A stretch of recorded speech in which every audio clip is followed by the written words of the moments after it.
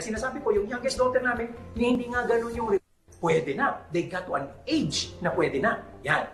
Iba po. Nagkakaroon naman ng responsibilidad, so ang allowance hindi daily. Binigyan namin ng allowance na lingguhan. Why?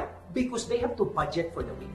Nakakadiskarte sila sa kanilang desisyon. Pwede bang gastusin nila o tipirin muna nila? Or pwede bang may maitapi sila doon sa allowance na yun? So kahit paano po, decision making, na-empower sila para magkaroon ng differentiation. Na may araw na kailangan tipirin nila if they want something better for another day. So kailangan ang diskarte na sa kanila. Pero yung allowance na yun, hindi yun magbabago.